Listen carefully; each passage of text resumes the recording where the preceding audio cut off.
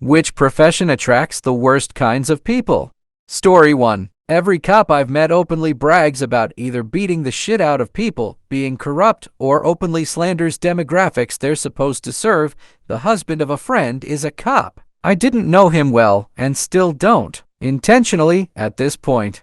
First time we went out to eat together, he told this story about finding a woman asleep in her car because, I dunno, she was too tired to drive all night or something. And the dude pulls up on her in his cruiser, realizes she's asleep, and literally backs his own car into her stopped car. And then he arrested her for a litany of charges, including driving while intoxicated because she had pot on her, reckless endangerment because she rear-ended a cop car, etc. He said she was crying and asking who would pick up her kid from her grandma's house if she's in jail, she couldn't afford bond, and so on. And this motherfucker told this proudly to the entire table as a fucking entertaining story. He was laughing as he was imitating the woman crying. Everyone left pretty soon after, and I've gone out of my way to avoid ever interacting with him since. It's not just what he did that's unforgivable, which it definitely is. It's that he thought it was so damn funny that really got me. And the fact that he was so open about it, basically bragging about it, really speaks to the culture that he's immersed in. Behavior like that doesn't happen in a vacuum. Story 2. I'm a casino dealer. People losing money brings out the worst qualities in them, especially when I deal with high-limit games. Plus, the pit boss or supervisors won't throw a person out who is literally spending thousands. Doesn't matter what they do or say. The casino doesn't want to lose those kinds of patrons. They're catered to. They can be so awful to the dealers. The job has made me look at humanity in a completely different light. Lol. Pro relationship tip: bring a date to the casino and see how they treat the dealer if they're losing. You'll see what kind of person they really are. I have about 10 years of experience in the industry. Story 3. I knew someone in college who had an internship worth $40,000 over the summer with the stock investing branch of a bank. Suffice it to say he was poised to enter the Wall Street job market and expects to make between $3–8 million in salary by 30 years old. He was nice enough to me, but he was just genuinely a bad person. He would constantly degrade and objectify his girlfriend. He was literally always looking for a hotter girlfriend even though his girlfriend seemed like a good person and was like 5'5" with undeniably solid dimensions. This dude would talk about not respecting women in the field all the time or talk about token minorities as if it was a miracle that they were talented. He wasn't even white, but this guy just bought into all the stockbroker stereotypes so hard. Believed in male superiority and racial superiority for American or West European white people, Indian, and Chinese people over basically everyone. So much so that he literally wouldn't help people from certain groups when he was a knowledgeable figure in clubs and stuff. I can't imagine trying to be in a field that's so hostile towards me. I am very thankful to not be in that situation. My so, however, is a woman in computer science and mathematics. She never complains, but I can see plain as day people treat her differently. Literally 2 days ago she was excluded from a group discussion because someone questioned her inclusion twice. Just made a continuous assumption that she wasn't a peer. Story 4. As a former MLM executive, I can tell you that the MLM industry can attract some of the worst types of criminals. While there are certainly many legitimate MLM companies and executives out there, there are also those who are more concerned with making a quick buck than with providing a valuable product or service. One of the biggest issues with MLMs is that they often use a pyramid scheme structure, where those at the top make most of the money while those at the bottom struggle to make any profit. This can attract individuals who are looking to make a quick buck through illegal means, such as fraud, money laundering, and even extortion. I have seen MLM executives who engage in fraudulent activities such as false advertising, making false claims about their products, and even outright lying to their customers in order to make a sale. These individuals are only concerned with making money, even if it means breaking the law and harming others in the process. Another issue with MLMs is that they often prey on vulnerable individuals, such as stay-at-home moms or those struggling to make ends meet. These individuals are promised a chance to make a lot of money through the MLM, but in reality, only a small percentage of people actually make a profit. This can lead to financial ruin for many individuals, while the MLM executives at the top continue to make a profit. Overall, while the MLM industry can be a lucrative career choice for some, it can also attract individuals who are more concerned with making a quick buck than with providing a valuable product or service. As a former MLM executive, I realized that this industry was not for me and I wanted to find a career where I could make a positive impact on others without resorting to illegal or unethical practices. Story 5. Paparazzi. I don't particularly pay attention to celebrity shit, but I'll never forget when paparazzi climbed up the fucking fence around Michelle Williams after Heath Ledger, her husband, died to snap photos of a woman grieving her husband who had unexpectedly passed away a matter of days ago. I was pretty deep into my little Anner chopping mainstream media who cares kinda stage at that time, but I remember feeling such a deep sadness for homegirl that not only did she have to deal with her husband's untimely death and taking care of their kids by herself, she also had to deal with these grimy ass trying to make a buck off of photos of her sobbing in her own backyard. Story 6. I work at a battery vendor that occasionally does deliveries and such for local schools. One day I rolled up to a local elementary school to check out the batteries we installed a few days prior in a floor scrubber machine that they were having problems with. Boss told me the secretary lady was really nice and would help me find the person I needed to talk to. I get to the main office and there's a grouchy old substitute secretary who wasn't there when the boss did the initial install, and she absolutely did not want to let me in. I gave her my name, told her where I was from and why I was there,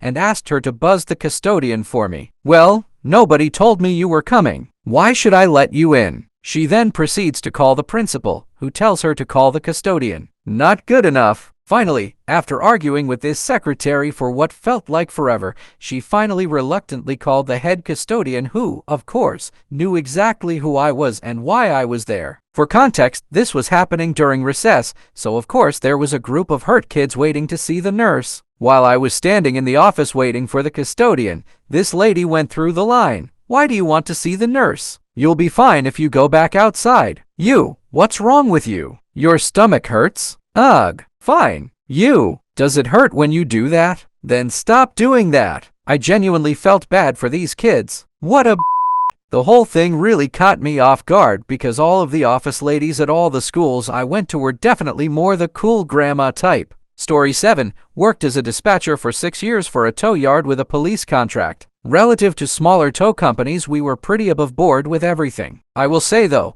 that our drivers were miserable fucking cunts and a lot of it stemmed from fragile egos. They're on call 24/7, the job is dangerous, pay is shit, and everyone looks at you as an asshole and an idiot, which is mostly true. It's a strenuous, dirty job and most of the guys I worked with were terribly unhealthy. I think a lot of the dickishness I experienced was just a defense against the reality that they were killing themselves for little pay, no respect, and while being generally hated by the public. It's a necessary job with a predatory business model. Drivers are often paid commission, so they're incentivized to do whatever they can to secure the tow. Most of the cars we brought in were seized due to a lack of insurance registration, which disproportionately affects low-income individuals. Towing legislation is highly influenced by business lobbies who set the limit on what a reasonable storage fee is. Caught without insurance? Okay, day 1 your release fee is $310. Still no insurance? Well, we can't legally drive your car out, so we gotta tow it, adding an extra $120. Show up after 5 o'clock. That'll be a $100 after hours fee. Don't have the money? That's fine. You can come back later, but it'll be 30 days for us to keep your vehicle here. Story 8.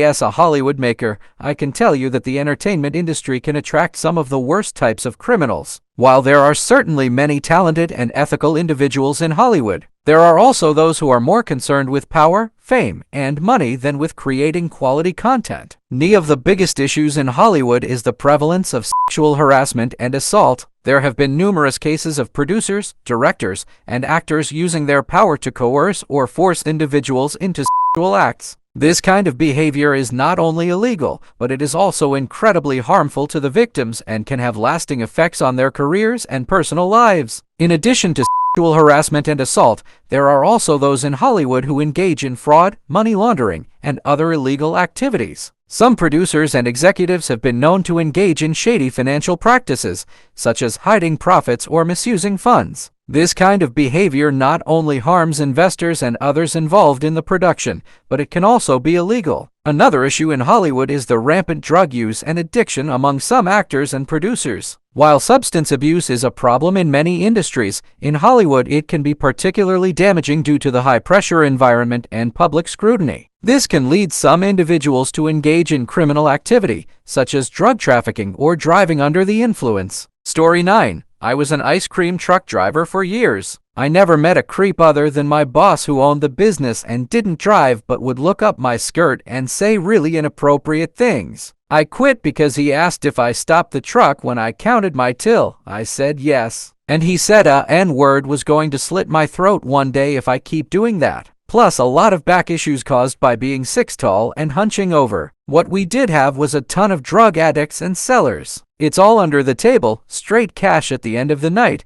and you get an area you have to drive in but can go anywhere and no one looks over your shoulder. And you get a commission on the ice cream you've sold, which makes it easy to sell drugs out of the back while also selling a lot of ice cream so your work doesn't suffer and you get paid twice. I loved the job, honestly, but it was a lot sometimes. Story 10. I worked for 32 years on naval and air force bases. The problem with the military is just keeping enough bodies, so they ignore or put up with some of the worst people. I agree. Most of the military are decent people, but there is a small percentage that are absolute psychopaths. I've seen one guy who was a serial cheater go up on charges of molesting an underage girl. She knew her father and blackmailed him to testify against his own daughter. Both guys retired, no repercussions. One guy was harassing women in his position. He got moved out of that position. No repercussions. It's shit like this that makes me respect the leadership less. Story 11. As a former Russian mercenary, I can tell you that the career of a mercenary can attract some of the worst types of criminals. While some mercenaries may be motivated by a desire to protect innocent people or fight for a just cause, there are also those who are willing to engage in illegal and unethical activities for their own personal gain. One of the biggest issues with the mercenary industry is the lack of regulation and oversight. This can create an environment where individuals can engage in criminal activities without fear of consequences. For example, some mercenaries have been known to engage in human trafficking, smuggling, and even assassination. In addition, some mercenaries may be hired by dictators or other authoritarian leaders who are known to commit human rights abuses. This can put mercenaries in a morally compromising position, where they may be forced to participate in or turn a blind eye to illegal activities. Furthermore, the mercenary industry can attract individuals with a history of violence, aggression, or criminal behavior. These individuals may be more likely to engage in violent or illegal activities while working as a mercenary, putting themselves and others at risk. Story 12. Animal rescue. There is a not insignificant portion of people in animal rescue that are sociopathic narcissists that use animal rescue as a way to garner sympathy, attention, and distract from how absolutely batshit crazy they are. They don't care about the animals once they've been taken into care. That all falls on the hard-working volunteers that actually deal with the literal shit. They're just entirely focused on the rush and attention they get from the initial rescue and posting about it on social media. My personal experience with this also included Spite rescuing. His rescue was his beyond capacity for years. Every time a long-term volunteer burns out and begs him to stop taking in animals because we can't provide proper care for the ones we had, he'd basically bully them into leaving and then go out of his way to rescue more animals as soon as they're gone. This has escalated to the point where there's no other rescue in the country that could possibly hope to take in the animals if he gets shut down, which he will eventually, given the standards he fails to maintain. Story 13.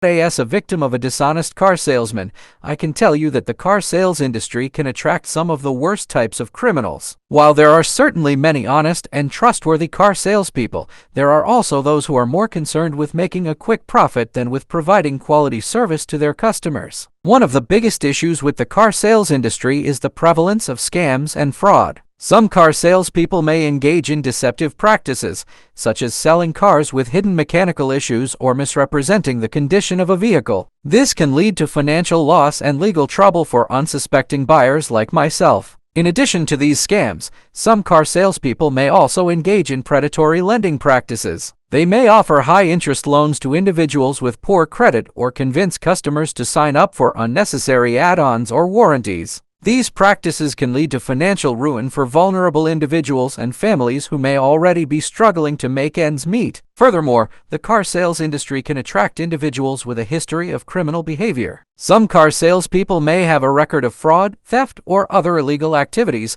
and may use their position as a car salesperson to continue engaging in criminal behavior.